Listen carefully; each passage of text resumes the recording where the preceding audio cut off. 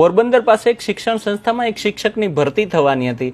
15 ઉમેદવારો આવેલા, ઇન્ટરવ્યુ હતા, 2 તજજ્ઞોને બોલાવવામાં આવેલા, પણ સંસ્થાના ટ્રસ્ટી દાદા હતા, એણે તજજ્ઞોને કીધું કે પેલો જે એક છોકરો છે ને અમારા સમાજનો દીકરો છે ને એને સિલેક્ટ કરવાનો છે.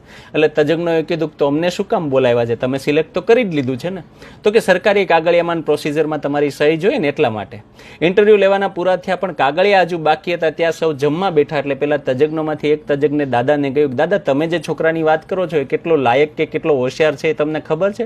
એટલે દાદા કે એ જે હોય તે પણ અમારા સમાજનો દીકરો છે અને એની પાસે ડિગ્રી તો છે જ ને, એટલે એક દીકરો કાયમી નોકરીએ લાગી જાય.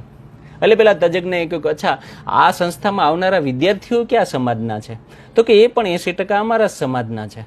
એટલે પેલા તજજ્ઞએ કીધું કે તમે તમારા સમાજના આ દીકરાને મદદ કરવી હોય તો એને બીજી ગમે તે નોકરીએ લગાડો, એને આર્થિક સહાય કરો, પણ જો એને અહીંયા શિક્ષક લગાડશો તમે તો તમારા સમાજના વર્ષો સુધી કેટલા નબળા વિદ્યાર્થીઓ તૈયાર થશે એનું તમને અંદાજ છે? એ હિસાબ કર્યો છે? એક નબળો શિક્ષક કેટલા નબળા વિદ્યાર્થી તૈયાર કરશે, એ પણ તમારા જ સમાજના. અને દાદાની આંખ ઉઘડી ગઈ કે આ વાત તો મેં ક્યારેય વિચારી જ નહોતી.